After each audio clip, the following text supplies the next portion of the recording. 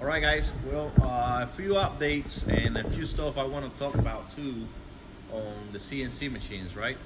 So, one of the updates is I ordered me another servo, but this one is gonna have brake.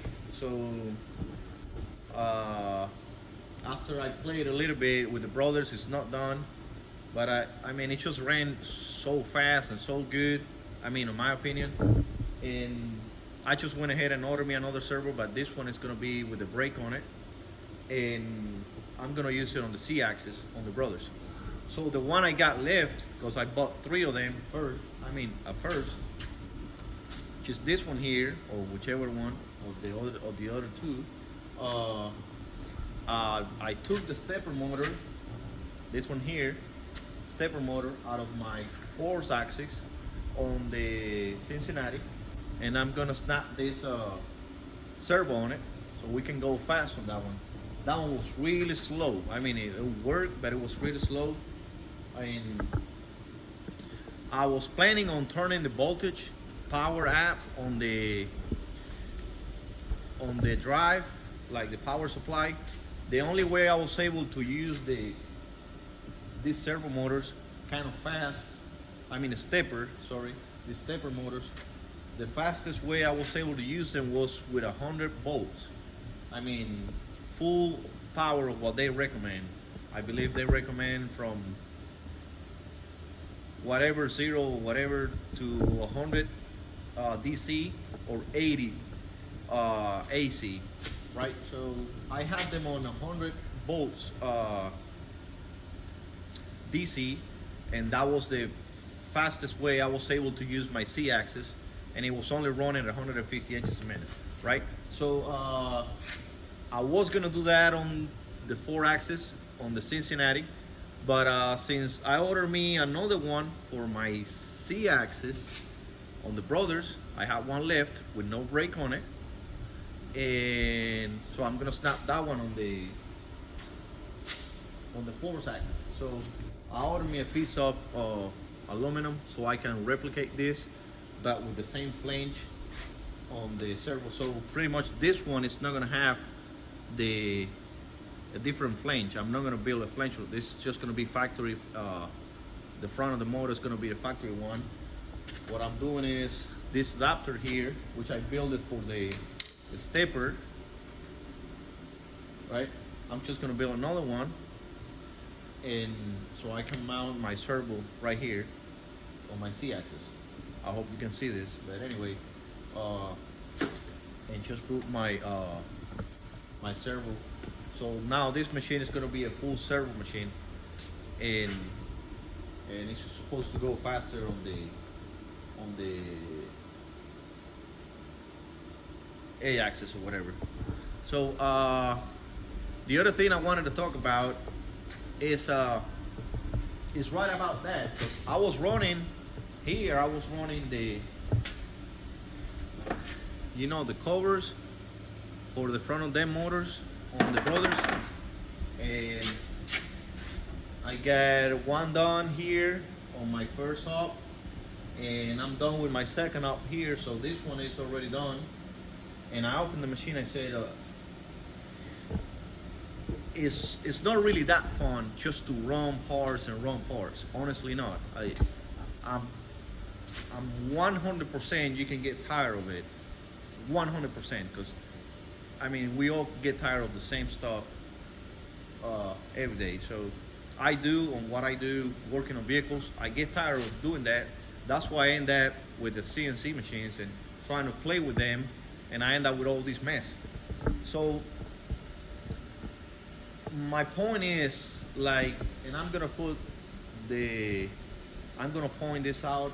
Let's say on this machine, right? I got this machine dirt cheap. I got no money on that machine, barely money, but it's boring. This is the worst part of my shop, even though it's the best machine I have and I will ever have, I believe, because it doesn't break. When I bought it, it was broken. I put this encoder on the back of the X axis motor, and that was it. I did a few reroute some hoses, coolant hoses, and just kind of, you know, put some zip ties on it. The drag chain up there was messed up. I put a new one on it. Little things. It always runs, so I never enjoy playing with it, unless some of the other ones, which I do enjoy playing with them. I got to build part, and which I don't use the Cincinnati. I mean, at all, because I got to build an enclosure for it, and so that's gonna be a project maybe by the end of this year. You know, after I'm done with whatever I want, I'm just gonna build an enclosure on it. I love this machine. This is a strong machine. It's got power. I already ran it before, and it will just cut like no problem. You can't even feel it when it's cutting. It's a strong machine. But this one here is boring. And if you're thinking that you're watching videos and when you're watching those videos of CNC, mine or somebody else's or whatever, on my case, if I see somebody doing some toolpath on a machine like this, actually I don't like it. I mean, I don't enjoy it. Now, if I see somebody, it don't matter the size of the machine and the power of the machine. If I see someone milling something on a machine they DIY, you know, I enjoy that, because I can feel how much they went through to get to that point, and that's where the satisfaction comes from. You know, seeing what you did, and you end up, you know, enjoying what you really did. But right here, if you just want to play with CNC, do not buy one of these. I mean, even if it's, I mean, unless it's really cheap, like this one. But if you're dreaming about doing CNC, there's not much you're gonna do. I learned here pretty much. I have learned pretty much nothing on this machine other than trying to change some parameters, and able to put my car on it, and able to run the codes. RS-232 interface, you know, I mean, stuff that probably my son knows how to do it better than I do. But CNC here, like how the machine works, how the tool chain works. Like on this machine, I don't even know how the tool chain works. I mean, I know that it works, but I don't know the code that is behind it, how the CNC and the DNC works in able to do the tool change. I can kind of interpret a little bit of what it's doing, but not like on one of these. See, on one of these retrofit, anytime I do a tool change, I just feel it. Like, I love it. And I even crash it sometime, and I still love it. So if you just want to have fun and you're not worried about, you got to go ahead and I do worry about that, but not that much. You don't have to worry about, I'm gonna buy a machine and then I gotta make money with this machine because this is the way of living.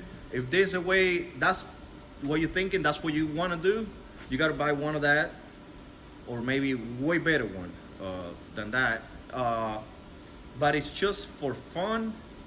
One of these, retrofitted. You'll learn computer, you'll learn a little bit of coding, wiring,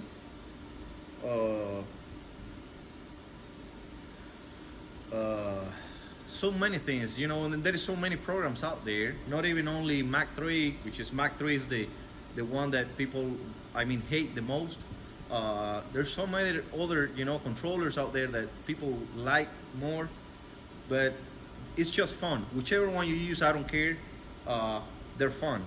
That over there, a Final Control or a Siemens Control or something like that, they don't break. It's not fun. So get you one of these. You're always gonna be working on it, which that's what I want. I don't want it to be like that one. That one, I close it, it gets dust all over. I open it, turn it on, it works. It's always working. It's not fun. It's not. I want to put a servo on this one. I got something to do besides what I do every day.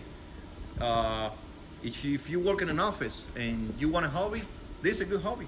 it will teach you a lot of stuff. I mean, I have learned a lot of stuff I never thought I was going to, and it's just because you do it yourself, and you see when you end up learning something, and what you being able to accomplish.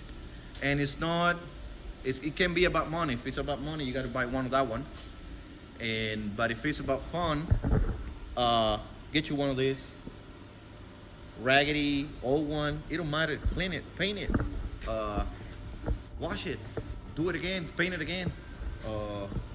You're gonna enjoy that. That's why you see so many people, including me, getting into CNC, because some of us, we enjoy fixing stuff. It's not only about the dream about having a $5 million shop, making $1 million a month and all that, kind of stuff. It's not only about that, it's about fixing stuff, and you will learn from there, and you will fix stuff like I do, right? So I just wanted to tell you that, because I see a lot of videos, and I watch the videos, and I enjoy the most the videos of the DIY. You show me the nicest machine ever, doing a 5-axis machine, doing a 2-path. You pay, $2 or $3 million, $1 million for that machine. There's nothing to it, unless you'd really like to CAD-CAM, sitting on the computer and creating, designing a part, which I really suck on it. I'm bad on it. But, I got to run like 4 parts before I end up with the right, 2-path. But, we end up doing it, right? So, if you want to learn more skills, you got to get you one of these. If you want to make money, one of that. All right? All right, guys. Well, take care. I hope you like it. Hopefully, my C-axis servo comes in as soon as possible. The servo is not the only problem. I'm waiting on my bearings. I ordered the taper bearings for the ball screws or whatever. I didn't want to put those same back in it. They make a lot of noise, and so I'm just waiting on that. I just saw here what I was talking to you, that the braking resistors that I ordered, they came in. Those drive, they do got a braking resistor inside, but I contacted the supplier or whatever, and they told me I can go with a bigger resistor if I want to have better performance or better braking and inertial power or whatever. So they just pop in. I just saw it here on the phone, and that's it. Breakers, resistor, they're not gonna stop me from getting the machine back together, but the bearings, they will. And the couplers, they came in. Where I had this little bitty 14mm couplers. Yes, hate them. Well, like now I get, so you see them. I got 19 to 14s. There's still 14 on one side and 19 on the other side. They were pretty cheap. I'm thinking about start building those. I might sell them here in US. I don't know. We're probably gonna have to make a mold for that, to cast that plastic or whatever coupler, rubber coupler. But yeah. Oh, another detail. So when I took my X motor out, stepper out, see how much rust I had in here. Hopefully you can see it. All that rust was building inside the housing, and the reason is, which I don't know why. See this housing right here, you can see it. This one has a hole in it, a drain hole. So if any coolant gets in here, inside of the housing, it will drain out of there into the machine, right? But this one has no hole, no drain hole in it. So it was kind of, getting top out with full with coolant, and that's probably why it messed up my bearings, because my coolant was getting full and it was draining back. It was draining back through my bearings. So my coolant was actually lubricating my bearings. So yes guys, so what I'm gonna do, I'm just gonna drill a big old hole in it, and hopefully that coolant doesn't keep messing up my bearings. All right, well, see you again. I mean, I have told you that many times, but hope I see you again, and take care.